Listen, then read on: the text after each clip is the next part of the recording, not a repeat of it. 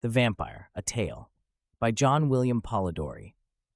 Extract of a letter from Geneva. I breathe freely in the neighborhood of this lake. The ground upon which I tread has been subdued from the earliest ages. The principal objects which immediately strike my eye bring to my recollection scenes in which man acted the hero and was the chief object of interest. Not to look back to earlier times of battles and sieges, here is the bust of Rousseau. Here is a house with an inscription denoting that the Genevan philosopher first drew breath under its roof. A little out of the town is Ferney, the residence of Voltaire, where that wonderful, though certainly in many respects contemptible character, received, like the hermits of old, the visits of pilgrims, not only from his own nation, but from the farthest boundaries of Europe. Here too is Bonnet's abode, and a few steps beyond, the house of that astonishing woman, Madame de Staël, perhaps the first of her sex, who has really proved its often claimed equality with the nobler man. We have before had women who have written interesting novels and poems in which their tact at observing drawing-room characters has availed them, but never since the days of Heloise have those faculties which are peculiar to man been developed as the possible inheritance of woman. Though even here, as in the case of Heloise, our sex have not been backward in alleging the existence of an Abelard in the person of M. Schlegel as the inspirer of her works. But to proceed, upon the same side of the lake, Gibbon, Bonnivard, Bradshaw, and others mark, as it were, the stages for our progress, whilst upon the other side there is one house, built by Diodati, the friend of Milton, which has contained within its walls for several months that poet whom we have so often read together, and who, if human passions remain the same, and human feelings, like chords, on being swept by nature's impulses, shall vibrate as before, will be placed by posterity in the first rank of our English poets. You must have heard, or the third canto of Childe Harold will have informed you, that Lord Byron resided many months in this neighborhood. I went with some friends a few days ago, after having seen Ferney, to view this mansion. I trod the floors with the same feelings of awe and respect as we did, together, those of Shakespeare's dwelling at Stratford. I sat down in a chair of the saloon, and satisfied myself that I was resting on what he had made his constant seat. I found a servant there who had lived with him. She, however, gave me but little information. She pointed out his bedchamber upon the same level as the saloon and dining room, and informed me that he retired to rest at 3, got up at 2, and employed himself a long time over his toilette, that he never went to sleep without a pair of pistols and a dagger by his side, and that he never ate animal food. He apparently spent some part of every day upon the lake in an English boat. There is a balcony from the saloon which looks upon the lake and the mountain Jura, and I imagine that it must have been hence he contemplated the storm so magnificently described in the third canto, for you have from here a most extensive view of all the points he has therein depicted. I can fancy him like the scathed pine, whilst all around was sunk to repose, still waking to observe what gave but a weak image of the storms which had desolated his own breast. The sky is changed, and such a change, O night, and storm and darkness, ye are wondrous strong, yet lovely in your strength, as is the light of a dark eye in woman. Far along, from peak to peak, the rattling crags among, leaps the lyre thunder. Not from one lone cloud, but every mountain now hath found a tongue, and Jura answers through her misty shroud, back to the joyous Alps who call to her aloud. And this is in the night, most glorious night. Thou wert not sent for slumber. Let me be a sharer in thy far and fierce delight, a portion of the tempest and of me. How the lit lake shines a phosphoric sea, and the big rain cometh dancing to the earth. And now again 'tis black, and now the glee of the loud hills shakes with its mountain mirth, as if they did rejoice o'er a young earthquake's birth.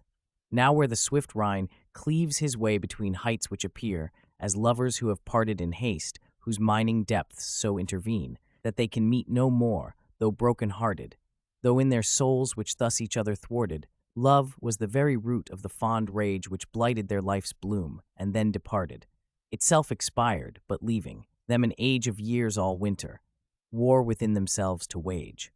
I went down to the little port, if I may use the expression, wherein his vessel used to lay, and conversed with the cottager who had the care of it. You may smile, but I have my pleasure in thus helping my personification of the individual I admire by attaining to the knowledge of those circumstances which were daily around him. I have made numerous inquiries in the town concerning him, but can learn nothing. He only went into society there once, when M. Pictet took him to the house of a lady to spend the evening. They say he is a very singular man, and seem to think him very uncivil. Amongst other things they relate that having invited M. Pictet and Bonstetten to dinner, he went on the lake to Shillon, leaving a gentleman who traveled with him to receive them and make his apologies. Another evening, being invited to the house of Lady D.H., he promised to attend, but upon approaching the windows of her ladyship's villa, and perceiving the room to be full of company, he set down his friend, desiring him to plead his excuse, and immediately returned home. This will serve as a contradiction to the report which you tell me is current in England of his having been avoided by his countrymen on the continent. The case happens to be directly the reverse, as he has been generally sought by them, though on most occasions apparently without success.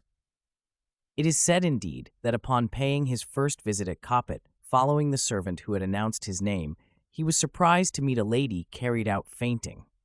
But before he had been seated many minutes, the same lady, who had been so affected at the sound of his name, returned and conversed with him a considerable time. Such is female curiosity and affectation. He visited Coppet frequently, and of course associated there with several of his countrymen, who evinced no reluctance to meet him whom his enemies alone would represent as an outcast. Though I have been so unsuccessful in this town, I have been more fortunate in my inquiries elsewhere. There is a society 3 or 4 miles from Geneva, the center of which is the Countess of Brosse, a Russian lady, well acquainted with the agremens de la société, and who has collected them round herself at her mansion. It was chiefly here, I find, that the gentleman who traveled with Lord Byron as physician sought for society. He used almost every day to cross the lake by himself, in one of their flat-bottomed boats, and return after passing the evening with his friends, about 11 or 12 at night, often whilst the storms were raging in the circling summits of the mountains around. As he became intimate, from long acquaintance, with several of the families in this neighborhood, I have gathered from their accounts some excellent traits of his lordship's character, which I will relate to you at some future opportunity. I must, however, free him from one imputation attached to him, of having in his house 2 sisters as the partakers of his revels. This is, like many other charges which have been brought against his lordship, entirely destitute of truth. His only companion was the physician I have already mentioned. The report originated from the following circumstance. Mr. Percy Bushy Shelley, a gentleman well known for extravagance of doctrine, and for his daring, in their profession, even to sign himself with the title of Atheus in the album at Chamounix, having taken a house below, in which he resided with Miss M. W. Godwin and Miss Clermont, the daughters of the celebrated Mr. Godwin. They were frequently visitors at Diodati, and were often seen upon the lake with his lordship, which gave rise to the report, the truth of which is here positively denied. Among other things which the lady, from whom I procured these anecdotes, related to me, she mentioned the outline of a ghost story by Lord Byron. It appears that one evening, Lord B., Mr. P. B. Shelley, the 2 ladies and the gentleman before alluded to, after having perused a German work, which was entitled Phantasmagoriana, began relating ghost stories. When his lordship, having recited the beginning of Christabel, then unpublished, the whole took so strong a hold of Mr. Fall, Shelley's mind, that he suddenly started up and ran out of the room. The physician and Lord Byron followed, and discovered him leaning against a mantelpiece, with cold drops of perspiration trickling down his face. After having given him something to refresh him, upon inquiring into the cause of his alarm, they found that his wild imagination having pictured to him the bosom of one of the ladies with eyes, which was reported of a lady in the neighborhood where he lived, he was obliged to leave the room in order to destroy the impression. It was afterwards proposed, in the course of conversation, that each of the company present should write a tale depending upon some supernatural agency, which was undertaken by Lord B., the physician, and Miss M. W. Godwin. My friend, the lady above referred to, had in her possession the outline of each of these stories. I obtained them as a great favor, and herewith forward them to you, as I was assured you would feel as much curiosity as myself to peruse the ébauches of so great a genius, and those immediately under his influence. The Vampire. Introduction. The superstition upon which this tale is founded is very general in the East. Among the Arabians it appears to be common. It did not, however, extend itself to the Greeks until after the establishment of Christianity, and it has only assumed its present form since the division of the Latin and Greek churches, at which time, the idea becoming prevalent that a Latin body could not corrupt if buried in their territory, it gradually increased and formed the subject of many wonderful stories still extant of the dead rising from their graves and feeding upon the blood of the young and beautiful. In the West, it spread, with some slight variation, all over Hungary, Poland, Austria, and Lorraine, where the belief existed that vampires nightly imbibed a certain portion of the blood of their victims, who became emaciated, lost their strength, and speedily died of consumptions, whilst these human bloodsuckers fattened, and their veins became distended to such a state of repletion as to cause the blood to flow from all the passages of their bodies, and even from the very pores of their skins. In the London Journal of March 1732 is a curious and, of course, credible account of a particular case of vampirism, which is stated to have occurred at Madraga in Hungary. It appears that upon an examination of the commander-in-chief and magistrates of the place, they positively and unanimously affirmed that about 5 years before, a certain Hayduk named Arnold Paul had been heard to say that at Kosovia, on the frontiers of the Turkish Servia, he had been tormented by a vampire, but had found a way to rid himself of the evil by eating some of the earth out of the vampire's grave and rubbing himself with his blood. This precaution, however, did not prevent him from becoming a vampire himself, for, about 20 or 30 days after his death and burial, many persons complained of having been tormented by him, and a deposition was made that 4 persons had been deprived of life by his attacks. To prevent further mischief, the inhabitants, having consulted their Hadagni, took up the body and found it, as is supposed to be usual in cases of vampirism, fresh and entirely free from corruption, and emitting at the mouth, nose, and ears pure and florid blood. Proof having been thus obtained, they resorted to the accustomed remedy. A stake was driven entirely through the heart and body of Arnold Paul, at which he is reported to have cried out as dreadfully as if he had been alive.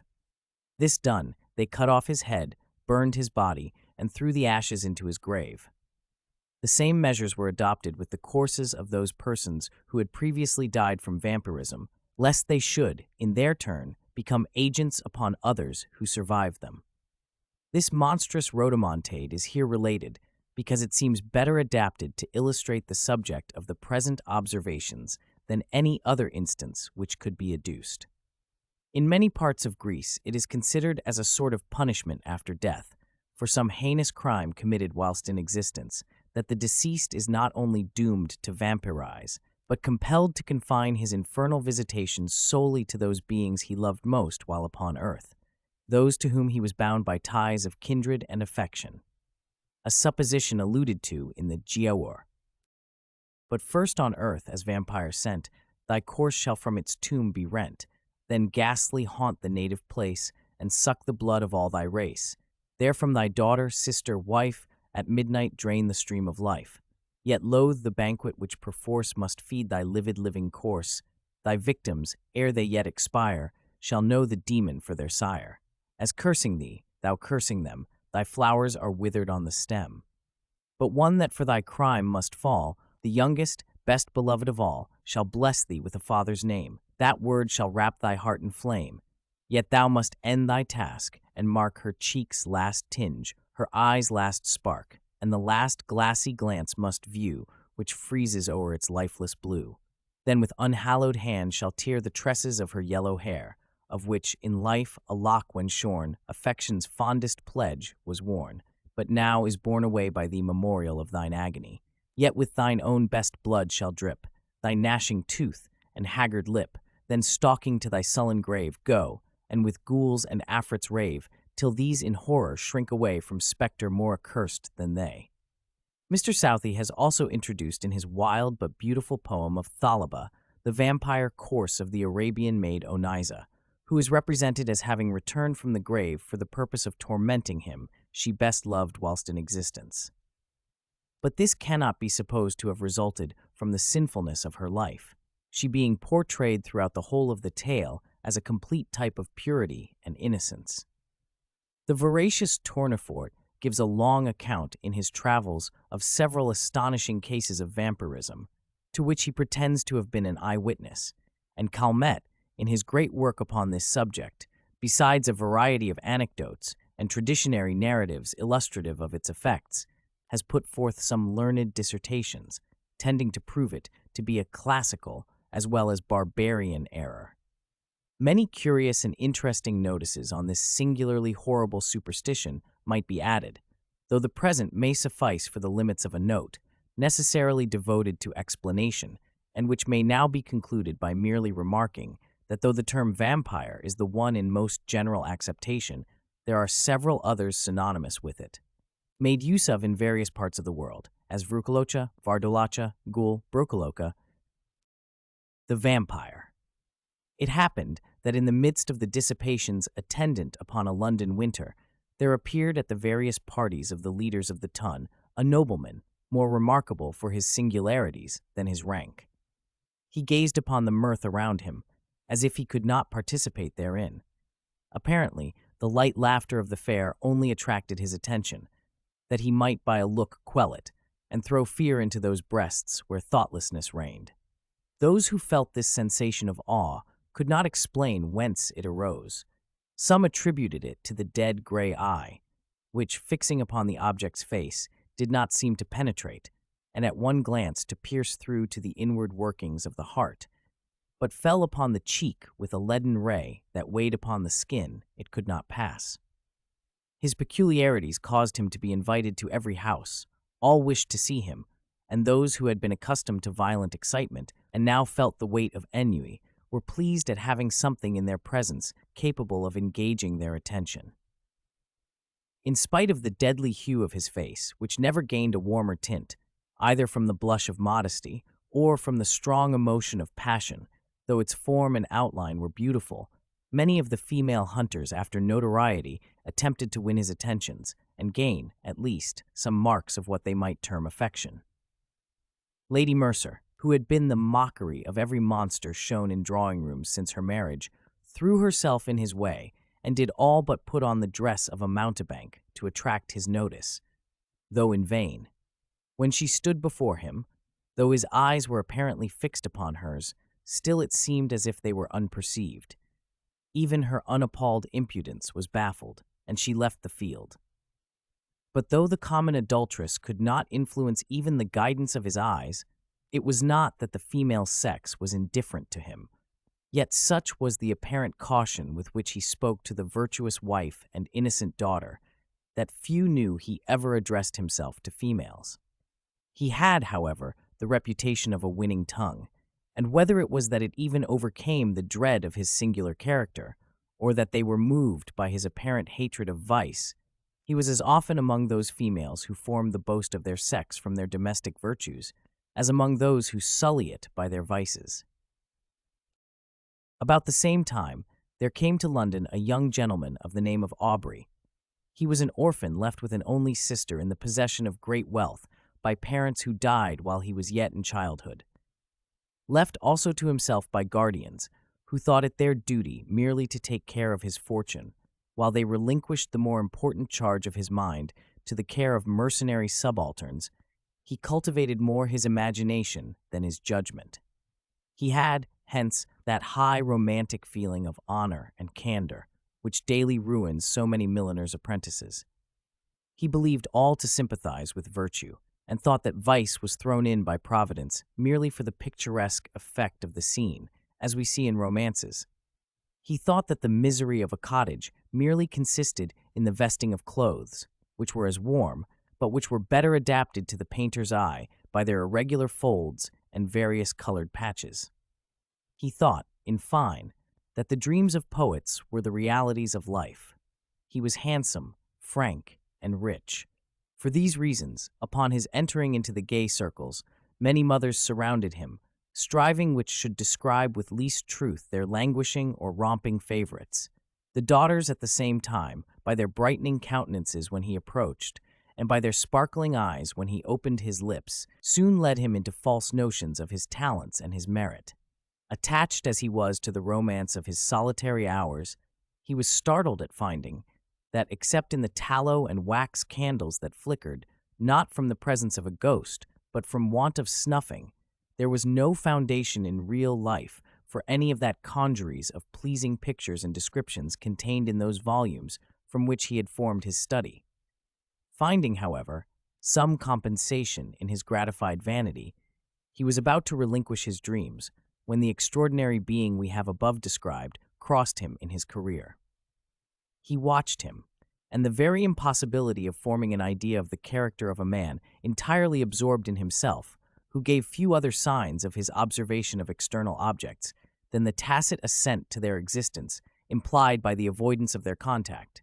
Allowing his imagination to picture everything that flattered its propensity to extravagant ideas, he soon formed this object into the hero of a romance, and determined to observe the offspring of his fancy rather than the person before him. He became acquainted with him, paid him attentions, and so far advanced upon his notice that his presence was always recognized. He gradually learnt that Lord Ruthven's affairs were embarrassed, and soon found from the notes of preparation in street that he was about to travel.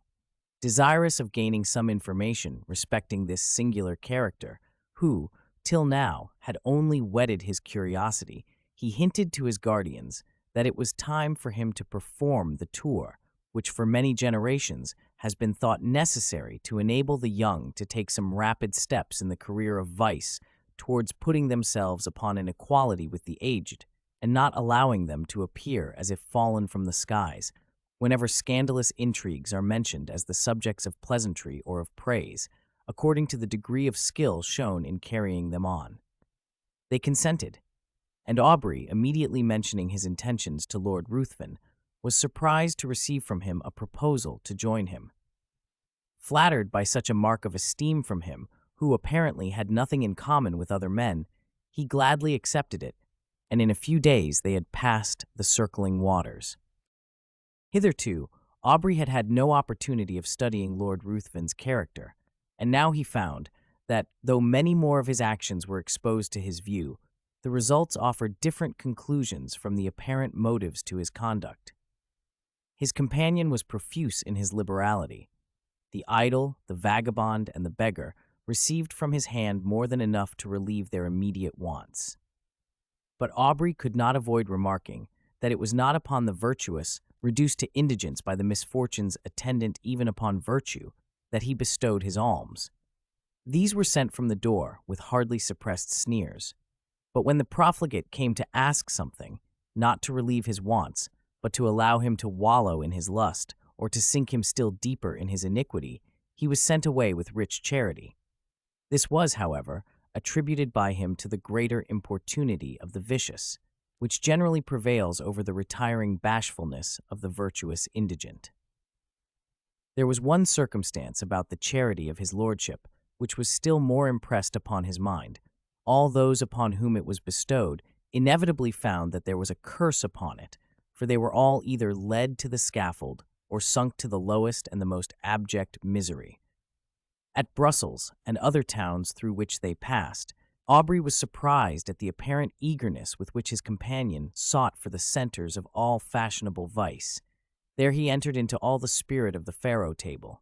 He betted, and always gambled with success, except where the known sharper was his antagonist, and then he lost even more than he gained.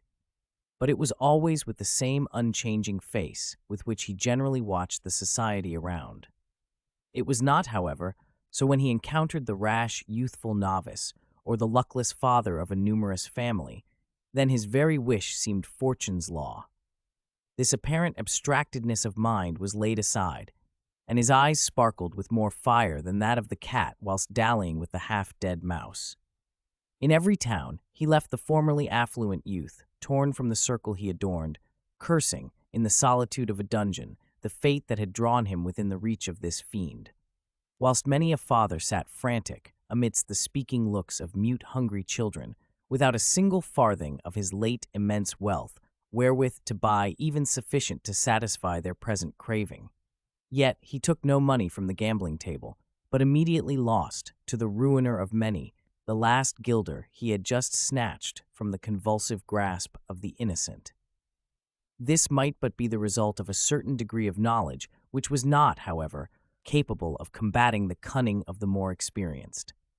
Aubrey often wished to represent this to his friend, and beg him to resign that charity and pleasure which proved the ruin of all, and did not tend to his own profit. But he delayed it, for each day he hoped his friend would give him some opportunity of speaking frankly and openly to him. However, this never occurred. Lord Ruthven, in his carriage, and amidst the various wild and rich scenes of nature, was always the same. His eye spoke less than his lip, and though Aubrey was near the object of his curiosity, he obtained no greater gratification from it than the constant excitement of vainly wishing to break that mystery, which to his exalted imagination began to assume the appearance of something supernatural. They soon arrived at Rome, and Aubrey for a time lost sight of his companion. He left him in daily attendance upon the morning circle of an Italian countess, whilst he went in search of the memorials of another almost deserted city.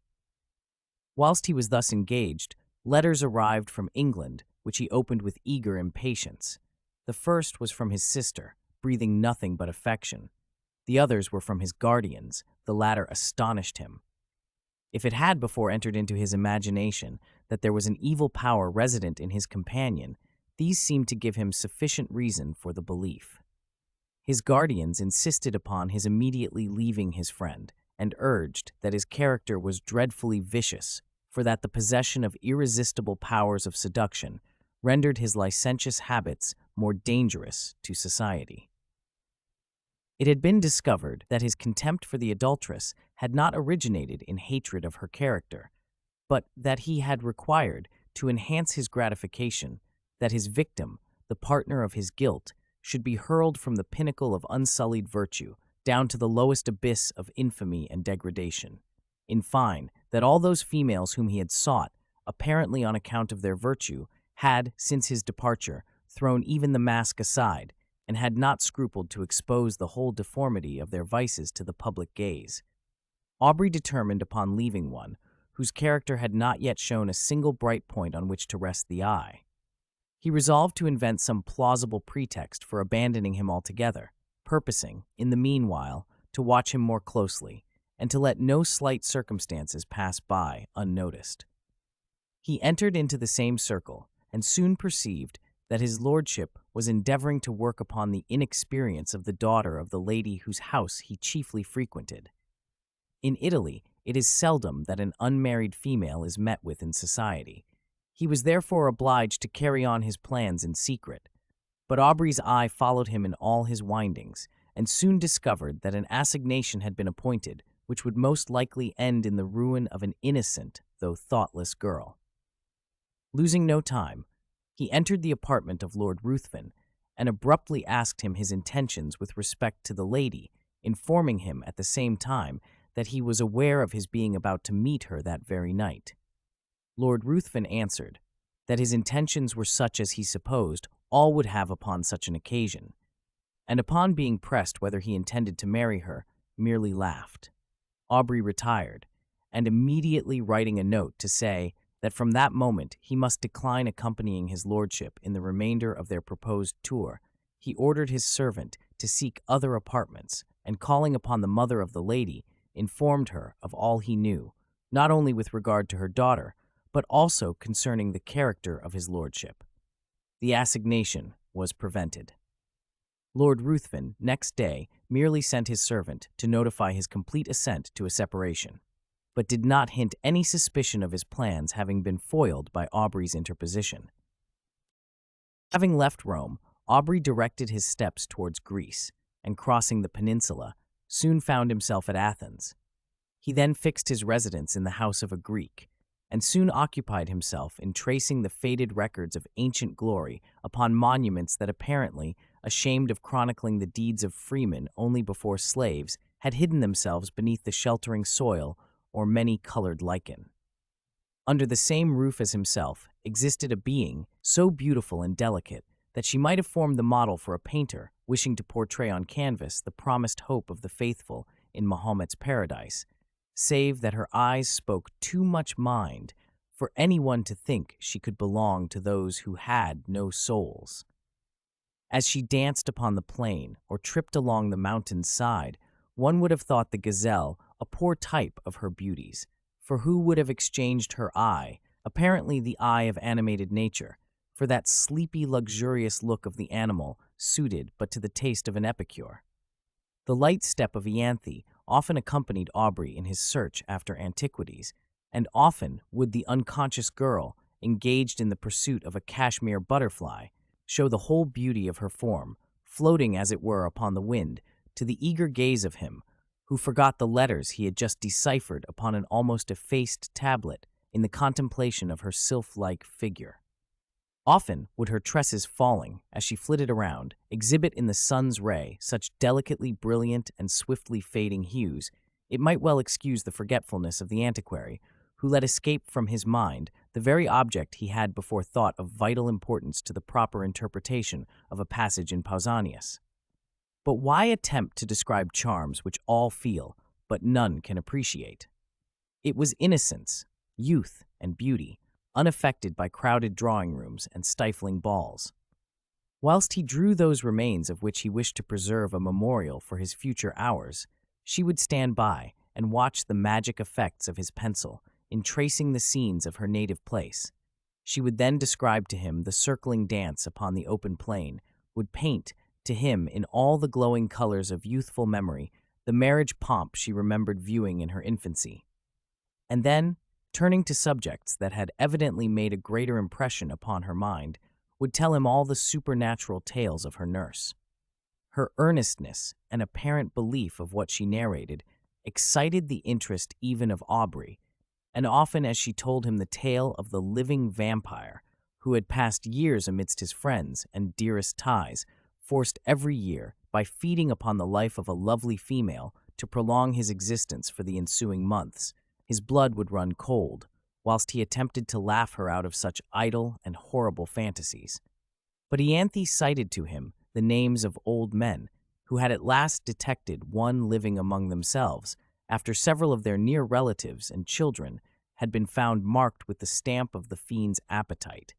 And when she found him so incredulous, she begged of him to believe her, for it had been remarked that those who had dared to question their existence always had some proof given, which obliged them, with grief and heartbreaking, to confess it was true. She detailed to him the traditional appearance of these monsters, and his horror was increased by hearing a pretty accurate description of Lord Ruthven. He, however, still persisted in persuading her that there could be no truth in her fears, though at the same time he wondered at the many coincidences which had all tended to excite a belief in the supernatural power of Lord Ruthven.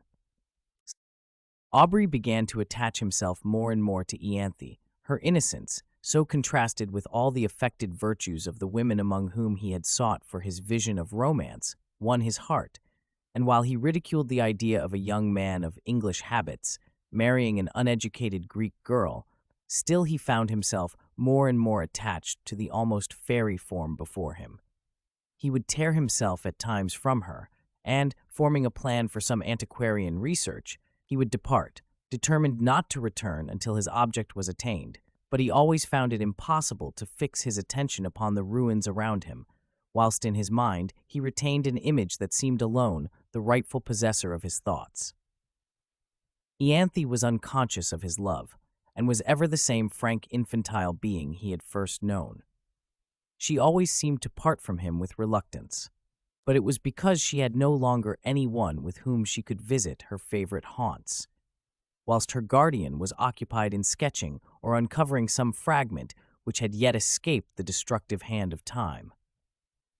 She had appealed to her parents on the subject of vampires, and they both, with several present, affirmed their existence, pale with horror at the very name. Soon after, Aubrey determined to proceed upon one of his excursions. which was to detain him for a few hours. When they heard the name of the place, they all at once begged of him not to return at night, as he must necessarily pass through a wood where no Greek would ever remain after the day had closed, upon any consideration. They described it as the resort of the vampires in their nocturnal orgies, and denounced the most heavy evils as impending upon him who dared to cross their path. Aubrey made light of their representations, and tried to laugh them out of the idea, but when he saw them shudder at his daring thus to mock a superior infernal power, the very name of which apparently made their blood freeze, he was silent. Next morning Aubrey set off upon his excursion unattended. He was surprised to observe the melancholy face of his host, and was concerned to find that his words, mocking the belief of those horrible fiends, had inspired them with such terror. When he was about to depart, Ianthe came to the side of his horse and earnestly begged of him to return, ere night allowed the power of these beings to be put in action. He promised. He was, however, so occupied in his research that he did not perceive that daylight would soon end, and that in the horizon there was one of those specks which in the warmer climates so rapidly gather into a tremendous mass and pour all their rage upon the devoted country. He at last, however, mounted his horse, determined to make up by speed for his delay, but it was too late. The twilight in these southern climates is almost unknown. Immediately the sun sets, night begins, and ere he had advanced far, the power of the storm was above. Its echoing thunders had scarcely an interval of rest. Its thick, heavy rain forced its way through the canopying foliage, whilst the blue-forked lightning seemed to fall and radiate at his very feet. Suddenly his horse took fright, and he was carried with dreadful rapidity through the entangled forest. The animal at last, through fatigue, stopped, and he found, by the glare of lightning, that he was in the neighborhood of a hovel that hardly lifted itself up from the masses of dead leaves and brushwood which surrounded it. Dismounting, he approached, hoping to find someone to guide him to the town, or at least trusting to obtain shelter from the pelting of the storm. As he approached, the thunders, for a moment silent, allowed him to hear the dreadful shrieks of a woman mingling with the stifled, exultant mockery of a laugh, continued in one almost unbroken sound. He was startled, but roused by the thunder which again rolled over his head, he, with a sudden effort, forced open the door of the hut. He found himself in utter darkness. The sound, however, guided him. He was apparently unperceived, for, though he called, still the sounds continued, and no notice was taken of him. He found himself in contact with someone, whom he immediately seized, when a voice cried, "Again baffled," to which a loud laugh succeeded, and he felt himself grappled by one whose strength seemed superhuman. Determined to sell his life as dearly as he could, he struggled, but it was in vain. He was lifted from his feet and hurled with enormous force against the ground. His enemy threw himself upon him, and kneeling upon his breast, had placed his hands upon his throat, when the glare of many torches penetrating through the hole that gave light in the day disturbed him. He instantly rose, and, leaving his prey, rushed through the door, and in a moment the crashing of the branches, as he broke through the wood, was no longer heard. The storm was now still, and Aubrey, incapable of moving, was soon heard by those without. They entered. The light of their torches fell upon the mud walls, and the thatch loaded on every individual straw with heavy flakes of soot. At the desire of Aubrey, they searched for her, who had attracted him by her cries. He was again left in darkness, but what was his horror, when the light of the torches once more burst upon him, to perceive the airy form of his fair conductress brought in a lifeless corse. He shut his eyes, hoping that it was but a vision arising from his disturbed imagination, but he again saw the same form, when he unclosed them, stretched by his side. There was no color upon her cheek, not even upon her lip, yet there was a stillness about her face that seemed almost as attaching as the life that once dwelt there. Upon her neck and breast was blood, and upon her throat were the marks of teeth having opened the vein. To this the men pointed, crying, simultaneously struck with horror, "A vampire! A vampire!" A litter was quickly formed, and Aubrey was laid by the side of her who had lately been to him the object of so many bright and fairy visions, now fallen with the flower of life that had died within her. He knew not what his thoughts were. His mind was benumbed and seemed to shun reflection and take refuge in vacancy. He held almost unconsciously in his hand a naked dagger of a particular construction which had been found in the hut. They were soon met by different parties who had been engaged in the search of her whom a mother had missed.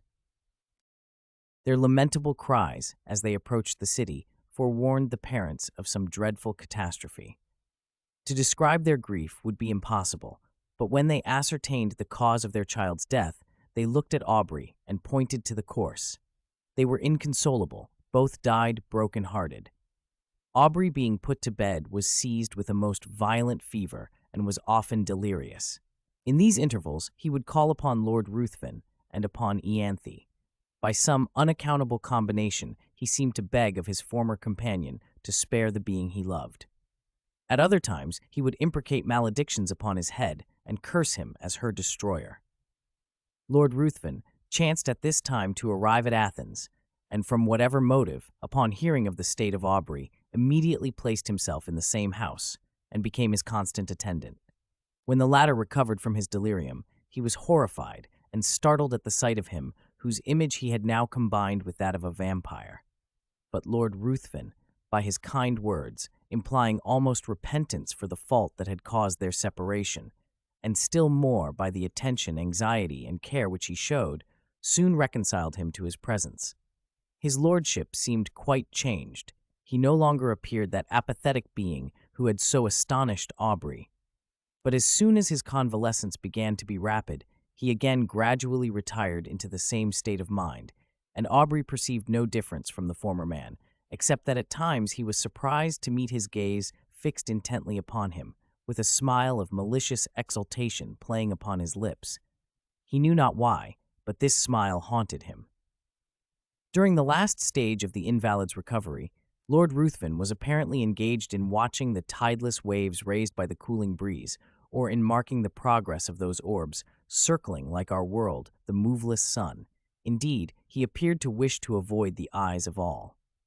Aubrey's mind, by this shock, was much weakened, and that elasticity of spirit which had once so distinguished him now seemed to have fled forever. He was now as much a lover of solitude and silence as Lord Ruthven. But much as he wished for solitude, his mind could not find it in the neighborhood of Athens.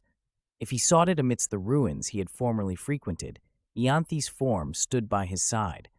If he sought it in the woods, her light step would appear wandering amidst the underwood, in quest of the modest violet. Then suddenly, turning round, would show, to his wild imagination, her pale face and wounded throat with a meek smile upon her lips. He determined to fly scenes, every feature of which created such bitter associations in his mind. He proposed to Lord Ruthven, to whom he held himself bound by the tender care he had taken of him during his illness, that they should visit those parts of Greece neither had yet seen. They traveled in every direction and sought every spot to which a recollection could be attached. But though they thus hastened from place to place, yet they seemed not to heed what they gazed upon. They heard much of robbers, but they gradually began to slight these reports, which they imagined were only the invention of individuals, whose interest it was to excite the generosity of those whom they defended from pretended dangers. In consequence of thus neglecting the advice of the inhabitants, on one occasion they traveled with only a few guards, more to serve as guides than as a defense. Upon entering, however, a narrow defile, at the bottom of which was the bed of a torrent, with large masses of rock brought down from the neighboring precipices, they had reason to repent their negligence, for scarcely were the whole of the party engaged in the narrow pass, when they were startled by the whistling of bullets close to their heads, and by the echoed report of several guns. In an instant, their guards had left them, and placing themselves behind rocks, had begun to fire in the direction whence the report came. Lord Ruthven and Aubrey, imitating their example, retired for a moment behind the sheltering turn of the defile. But ashamed of being thus detained by a foe, who with insulting shouts bade them advance, and being exposed to unresisting slaughter, if any of the robbers should climb above and take them in the rear, they determined at once to rush forward in search of the enemy. Hardly had they lost the shelter of the rock when Lord Ruthven received a shot in the shoulder, which brought him to the ground. Aubrey hastened to his assistance, and no longer heeding the contest or his own peril, was soon surprised by seeing the robbers' faces around him, his guards having, upon Lord Ruthven's being wounded, immediately thrown up their arms and surrendered. By promises of great reward, Aubrey soon induced them to convey his wounded friend to a neighboring cabin, and having agreed upon a ransom, he was no more disturbed by their presence, they being content merely to guard the entrance till their comrade should return with the promised sum for which he had an order. Lord Ruthven's strength rapidly decreased. In 2 days mortification ensued, and death seemed advancing with hasty steps. His conduct and appearance had not changed. He seemed as unconscious of pain as he had been of the objects about him, but towards the close of the last evening, his mind became apparently uneasy, and his eye often fixed upon Aubrey, who was induced to offer his assistance with more than usual earnestness. "Assist me. You may save me. You may do more than that. I mean not my life. I heed the death of my existence as little as that of the passing day, but you may save my honor, your friend's honor." "How? Tell me how. I would do anything," replied Aubrey. "I need but little. My life ebbs apace. I cannot explain the whole. But if you would conceal all you know of me, my honor were free from stain in the world's mouth, and if my death were unknown for some time in England, I but life. It shall not be known." "Swear," cried the dying man, raising himself with exultant violence, "swear by all your soul reveres, by all your nature fears, swear that, for a year and a day, you will not impart your knowledge of my crimes or death to any living being in any way, whatever may happen, or whatever you may see." His eyes seemed bursting from their sockets. "I swear," said Aubrey. He sunk laughing upon his pillow and breathed no more. Aubrey retired to rest but did not sleep. The many circumstances attending his acquaintance with this man rose upon his mind, and he knew not why. When he remembered his oath, a cold shivering came over him, as if from the presentiment of something horrible awaiting him. Rising early in the morning, he was about to enter the hovel in which he had left the corpse, when a robber met him, and informed him that it was no longer there, having been conveyed by himself and comrades, upon his retiring, to the pinnacle of a neighboring mount, according to a promise they had given his lordship, that it should be exposed to the first cold ray of the moon that rose after his death. Aubrey, astonished, and taking several of the men, determined to go and bury it upon the spot where it lay. But, when he had mounted to the summit, he found no trace of either the corpse or the clothes, though the robbers swore they pointed out the identical rock on which they had laid the body. For a time his mind was bewildered in conjectures, but he at last returned, convinced that they had buried the corpse for the sake of the clothes. Weary of a country in which he had met with such terrible misfortunes, and in which all apparently conspired to heighten that superstitious melancholy that had seized upon his mind, he resolved to leave it, and soon arrived at Smyrna. While waiting for a vessel to convey him to Otranto or to Naples, he occupied himself in arranging those effects he had with him belonging to Lord Ruthven. Amongst other things, there was a case containing several weapons of offense, more or less adapted to ensure the death of the victim. There were several daggers and atagans. Whilst turning them over and examining their curious forms, what was his surprise at finding a sheath apparently ornamented in the same style as the dagger discovered in the fatal hut. He shuddered. Hastening to gain further proof, he found the weapon, and his horror may be imagined when he discovered that it fitted, though peculiarly shaped, the sheath he held in his hand. His eyes seemed to need no further certainty. They seemed gazing to be bound to the dagger, yet still he wished to disbelieve. But the particular form, the same varying tints upon the haft and sheath, were alike in splendor on both, and left no room for doubt. There were also drops of blood on each. He left Smyrna, and on his way home, at Rome, his first inquiries were concerning the lady he had attempted to snatch from Lord Ruthven's seductive arts. Her parents were in distress, their fortune ruined, and she had not been heard of since the departure of his lordship. Aubrey's mind became almost broken under so many repeated horrors. He was afraid that this lady had fallen a victim to the destroyer of Ianthe, He became morose and silent, and his only occupation consisted in urging the speed of the postilions as if he were going to save the life of someone he held dear. He arrived at Calais. A breeze, which seemed obedient to his will, soon wafted him to the English shores, and he hastened to the mansion of his fathers, and there for a moment appeared to lose, in the embraces and caresses of his sister, all memory of the past. If she before, by her infantine caresses, had gained his affection, now that the woman began to appear, she was still more attaching as a companion. Miss Aubrey had not that winning grace which gains the gaze and applause of the drawing-room assemblies. There was none of that light brilliancy which only exists in the heated atmosphere of a crowded apartment. Her blue eye was never lit up by the levity of the mind beneath. There was a melancholy charm about it which did not seem to arise from misfortune, but from some feeling within that appeared to indicate a soul conscious of a brighter realm. Her step was not that light footing which strays where a butterfly or a color may attract. It was sedate and pensive.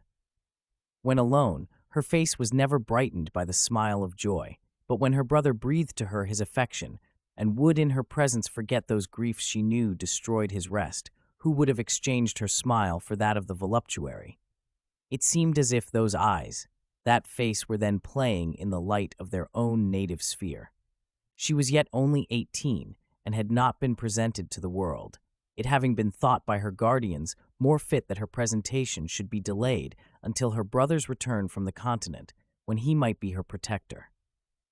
It was now, therefore, resolved that the next drawing-room, which was fast approaching, should be the epoch of her entry into the busy scene. Aubrey would rather have remained in the mansion of his fathers and fed upon the melancholy which overpowered him. He could not feel interest about the frivolities of fashionable strangers when his mind had been so torn by the events he had witnessed, but he determined to sacrifice his own comfort to the protection of his sister. They soon arrived in town and prepared for the next day, which had been announced as a drawing-room. The crowd was excessive. A drawing-room had not been held for a long time, and all who were anxious to bask in the smile of royalty hastened thither. Aubrey was there with his sister. While he was standing in a corner by himself, heedless of all around him, engaged in the remembrance that the first time he had seen Lord Ruthven was in that very place, he felt himself suddenly seized by the arm, and a voice he recognized too well sounded in his ear. "Remember your oath." He had hardly courage to turn, fearful of seeing a specter that would blast him, when he perceived, at a little distance, the same figure which had attracted his notice on this spot upon his first entry into society. He gazed till his limbs almost refusing to bear their weight. He was obliged to take the arm of a friend, and forcing a passage through the crowd, he threw himself into his carriage and was driven home. He paced the room with hurried steps and fixed his hands upon his head, as if he were afraid his thoughts were bursting from his brain. Lord Ruthven again before him, circumstances started up in dreadful array, the dagger, his oath. He roused himself. He could not believe it possible. The dead rise again. He thought his imagination had conjured up the image his mind was resting upon. It was impossible that it could be real. He determined, therefore, to go again into society, for though he attempted to ask concerning Lord Ruthven, the name hung upon his lips, and he could not succeed in gaining information. He went a few nights after with his sister to the assembly of a near relation. Leaving her under the protection of a matron, he retired into a recess, and there gave himself up to his own devouring thoughts. Perceiving at last that many were leaving, he roused himself, and entering another room, found his sister surrounded by several, apparently in earnest conversation. He attempted to pass and get near her, when one, whom he requested to move, turned round and revealed to him those features he most abhorred. He sprang forward, seized his sister's arm, and with hurried step forced her towards the street. At the door he found himself impeded by the crowd of servants who were waiting for their lords, and while he was engaged in passing them, he again heard that voice whisper close to him, "Remember your oath." He did not dare to turn, but, hurrying his sister, soon reached home. Aubrey became almost distracted. If before his mind had been absorbed by one subject, how much more completely was it engrossed, now that the certainty of the monster's living again pressed upon his thoughts.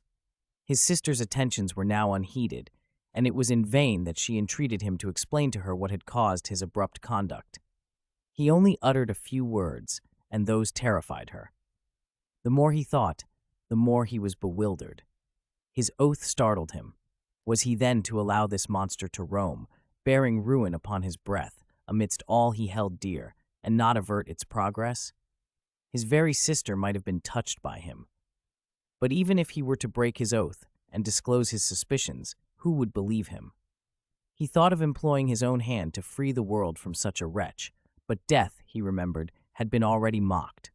For days he remained in this state. Shut up in his room, he saw no one, and ate only when his sister came, who, with eyes streaming with tears, besought him, for her sake, to support nature. At last, no longer capable of bearing stillness and solitude, he left his house, roamed from street to street, anxious to fly that image which haunted him. His dress became neglected, and he wandered, as often exposed to the noonday sun as to the midnight damps. He was no longer to be recognized. At first he returned with the evening to the house, but at last he laid him down to rest wherever fatigue overtook him. His sister, anxious for his safety, employed people to follow him, but they were soon distanced by him, who fled from a pursuer swifter than any, from thought. His conduct, however, suddenly changed.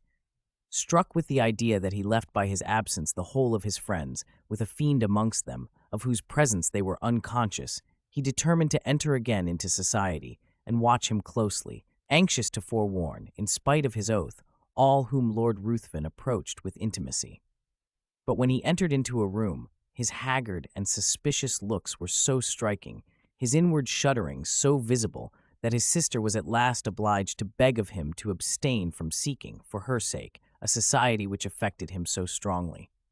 When, however, remonstrance proved unavailing, the guardians thought proper to interpose, and fearing that his mind was becoming alienated, they thought it high time to resume again that trust which had been before imposed upon them by Aubrey's parents. Desirous of saving him from the injuries and sufferings he had daily encountered in his wanderings, and of preventing him from exposing to the general eye those marks of what they considered folly, they engaged a physician to reside in the house and take constant care of him. He hardly appeared to notice it. So completely was his mind absorbed by one terrible subject. His incoherence became at last so great that he was confined to his chamber. There he would often lie for days, incapable of being roused. He had become emaciated, his eyes had attained a glassy luster. The only sign of affection and recollection remaining displayed itself upon the entry of his sister. Then he would sometimes start, and seizing her hands with looks that severely afflicted her, he would desire her not to touch him. "Oh, do not touch him. If your love for me is aught, do not go near him." When, however, she inquired to whom he referred, his only answer was, "True, true," and again he sank into a state whence not even she could rouse him. This lasted many months. Gradually, however, as the year was passing, his incoherences became less frequent, and his mind threw off a portion of its gloom, whilst his guardians observed that several times in the day he would count upon his fingers a definite number, and then smile. The time had nearly elapsed when, upon the last day of the year, one of his guardians, entering his room, began to converse with his physician upon the melancholy circumstance of Aubrey's being in so awful a situation when his sister was going next day to be married. Instantly, Aubrey's attention was attracted. He asked anxiously to whom. Glad of this mark of returning intellect, of which they feared he had been deprived, they mentioned the name of the Earl of Marsden. Thinking this was a young earl whom he had met with in society, Aubrey seemed pleased, and astonished them still more by his expressing his intention to be present at the nuptials and desiring to see his sister. They answered not, but in a few minutes his sister was with him. He was apparently again capable of being affected by the influence of her lovely smile, for he pressed her to his breast and kissed her cheek, wet with tears, flowing at the thought of her brother's being once more alive to the feelings of affection. He began to speak with all his wonted warmth, and to congratulate her upon her marriage with a person so distinguished for rank and every accomplishment, when he suddenly perceived a locket upon her breast. Opening it, what was his surprise at beholding the features of the monster who had so long influenced his life? He seized the portrait in a paroxysm of rage and trampled it underfoot. Upon her asking him why he thus destroyed the resemblance of her future husband, he looked as if he did not understand her. Then, seizing her hands and gazing on her with a frantic expression of countenance, he bade her swear that she would never wed this monster, But he could not advance. It seemed as if that voice again bade him remember his oath. He turned suddenly round, thinking Lord Ruthven was near him, but saw no one. In the meantime, the guardians and physician, who had heard the whole and thought this was but a return of his disorder, entered, and forcing him from Miss Aubrey, desired her to leave him. He fell upon his knees to them. He implored, he begged of them to delay but for one day. They, attributing this to the insanity they imagined had taken possession of his mind, endeavored to pacify him and retired. Lord Ruthven had called the morning after the drawing-room and had been refused with everyone else. When he heard of Aubrey's ill health, he readily understood himself to be the cause of it. But when he learned that he was deemed insane, his exultation and pleasure could hardly be concealed from those among whom he had gained this information. He hastened to the house of his former companion, and by constant attendance and the pretense of great affection for the brother and interest in his fate, he gradually won the ear of Miss Aubrey. Who could resist his power? His tongue had dangers and toils to recount, could speak of himself as of an individual having no sympathy with any being on the crowded earth, save with her to whom he addressed himself, could tell how, since he knew her, his existence had begun to seem worthy of preservation, if it were merely that he might listen to her soothing accents. In fine, he knew so well how to use the serpent's art, or such was the will of fate, that he gained her affections. The title of the elder branch falling at length to him, he obtained an important embassy, which served as an excuse for hastening the marriage, in spite of her brother's deranged state, which was to take place the very day before his departure for the continent. Aubrey, when he was left by the physician and his guardians, attempted to bribe the servants, but in vain. He asked for pen and paper. It was given him. He wrote a letter to his sister, conjuring her, as she valued her own happiness, her own honor, and the honor of those now in the grave, who once held her in their arms as their hope and the hope of their house, to delay but for a few hours that marriage, on which he denounced the most heavy curses. The servants promised they would deliver it, but giving it to the physician, he thought it better not to harass any more the mind of Miss Aubrey by what he considered the ravings of a maniac. Night passed on without rest to the busy inmates of the house, and Aubrey heard, with a horror that may more easily be conceived than described, the notes of busy preparation. Morning came, and the sound of carriages broke upon his ear. Aubrey grew almost frantic. The curiosity of the servants at last overcame their vigilance. They gradually stole away, leaving him in the custody of an helpless old woman. He seized the opportunity, with one bound was out of the room, and in a moment found himself in the apartment where all were nearly assembled. Lord Ruthven was the first to perceive him. He immediately approached, and, taking his arm by force, hurried him from the room, speechless with rage. When on the staircase, Lord Ruthven whispered in his ear, "Remember your oath, and know, if not my bride today, your sister is dishonored. Women are frail." So saying, he pushed him towards his attendants, who, roused by the old woman, had come in search of him. Aubrey could no longer support himself. His rage, not finding vent, had broken a blood vessel, and he was conveyed to bed. This was not mentioned to his sister, who was not present when he entered, as the physician was afraid of agitating her. The marriage was solemnized, and the bride and bridegroom left London. Aubrey's weakness increased. The effusion of blood produced symptoms of the near approach of death. He desired his sister's guardians might be called, and when the midnight hour had struck, he related composedly what the reader has perused. He died immediately after. The guardians hastened to protect Miss Aubrey, but when they arrived, it was too late. Lord Ruthven had disappeared, and Aubrey's sister had glutted the thirst of a vampire. Extract of a letter containing an account of Lord Byron's residence in the island of Mytilene. Account of Lord Byron's residence, and c. The world was all before him, where to choose his place of rest, and Providence his guide. In sailing through the Grecian archipelago on board one of His Majesty's vessels in the year 1812, we put into the harbor of Mytilene in the island of that name. The beauty of this place, and the certain supply of cattle and vegetables always to be had there, induce many British vessels to visit it, both men of war and merchantmen. And though it lies rather out of the track for ships bound to Smyrna, its bounties amply repay for the deviation of a voyage. We landed, as usual, at the bottom of the bay, and whilst the men were employed in watering and the purser bargaining for cattle with the natives, the clergyman and myself took a ramble to the cave called Homer's School and other places where we had been before.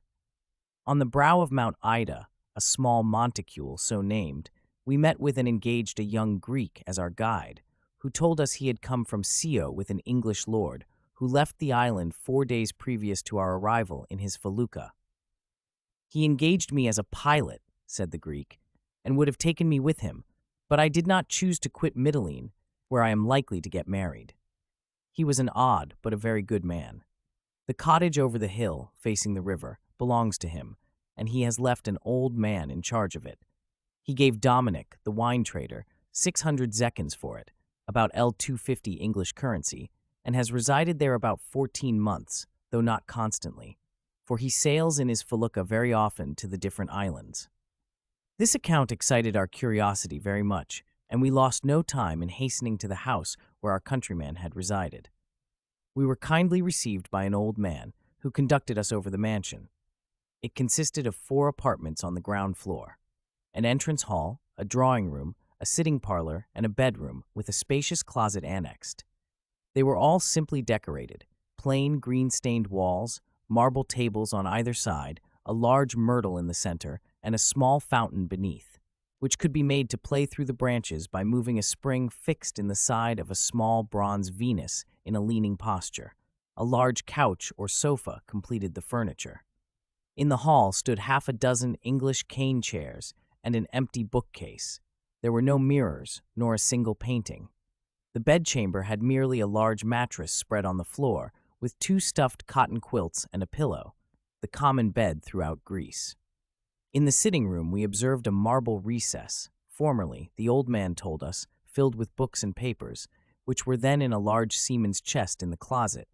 It was open, but we did not think ourselves justified in examining the contents.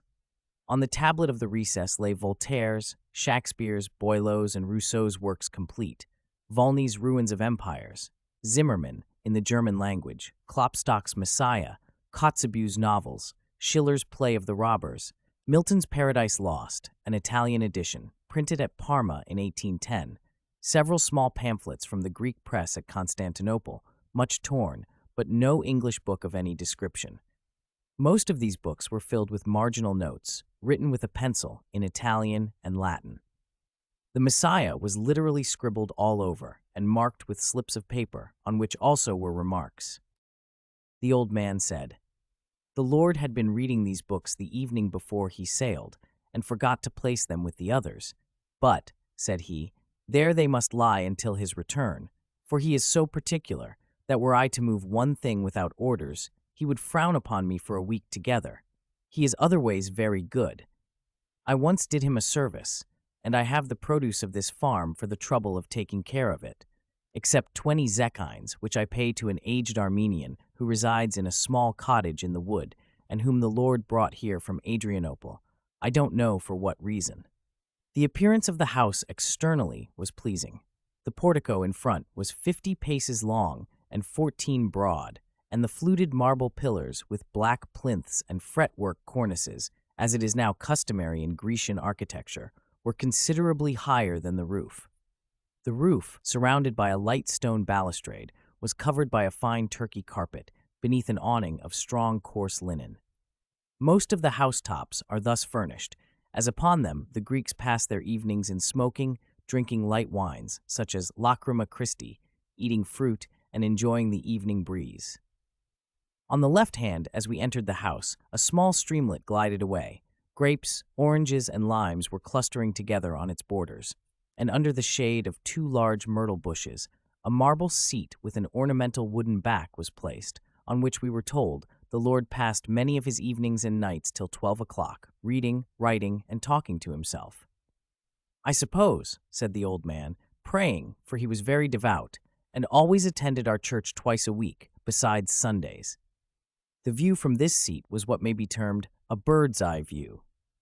A line of rich vineyards led the eye to Mount Calcla, covered with olive and myrtle trees in bloom, and on the summit of which an ancient Greek temple appeared in majestic decay. A small stream issuing from the ruins descended in broken cascades until it was lost in the woods near the mountain's base. The sea, smooth as glass, and an horizon unshadowed by a single cloud, terminates the view in front, and a little on the left, through a vista of lofty chestnut and palm trees, several small islands were distinctly observed, studding the light blue wave with spots of emerald green. I seldom enjoyed a view more than I did this, but our inquiries were fruitless as to the name of the person who had resided in this romantic solitude. None knew his name but Dominic, his banker, who had gone to Candia. "The Armenian," said our conductor, "could tell, but I am sure he will not." "And cannot you tell, old friend?" said I. "If I can," said he, "I dare not." We had not time to visit the Armenian, but on our return to the town we learnt several particulars of the isolated lord. He had portioned 8 young girls when he was last upon the island, and even danced with them at the nuptial feast. He gave a cow to one man, horses to others, and cotton and silk to the girls who live by weaving these articles. He also bought a new boat for a fisherman who had lost his own in a gale, and he often gave Greek testaments to the poor children. In short, he appeared to us, from all we collected, to have been a very eccentric and benevolent character. One circumstance we learnt, which our old friend at the cottage thought proper not to disclose. He had a most beautiful daughter, with whom the Lord was often seen walking on the seashore, and he had bought her a pianoforte, and taught her himself the use of it. Such was the information with which we departed from the peaceful isle of Mytilene, our imaginations all on the rack, guessing who this rambler in Greece could be. He had money, it was evident. He had philanthropy of disposition, and all those eccentricities which mark peculiar genius. Arrived at Palermo, all our doubts were dispelled. Falling in company with Mr. Foster, the architect, a pupil of Wyatt's, who had been traveling in Egypt and Greece. "The individual," said he, "about whom you are so anxious, is Lord Byron. I met him in my travels on the island of Tenedos, and I also visited him at Mytilene." We had never then heard of his lordship's fame, as we had been some years from home. But, Childe Harold being put into our hands, we recognized the recluse of Calcla in every page.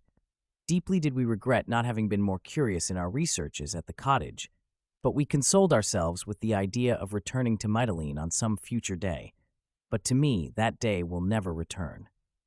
I make this statement, believing it not quite uninteresting, and in justice to his lordship's good name, which has been grossly slandered. He has been described as of an unfeeling disposition, averse to associating with human nature, or contributing in any way to soothe its sorrows, or add to its pleasures. The fact is directly the reverse, as may be plainly gathered from these little anecdotes. All the finer feelings of the heart, so elegantly depicted in his lordship's poems, seem to have their seat in his bosom.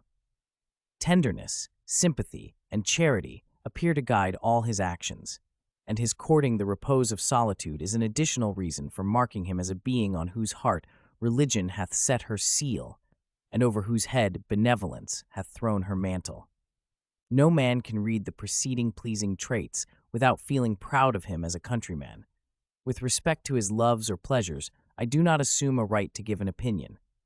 Reports are ever to be received with caution, particularly when directed against man's moral integrity, and he who dares justify himself before that awful tribunal where all must appear, alone may censure the errors of a fellow mortal. Lord Byron's character is worthy of his genius. To do good in secret and shun the world's applause is the surest testimony of a virtuous heart and self-approving conscience. The end.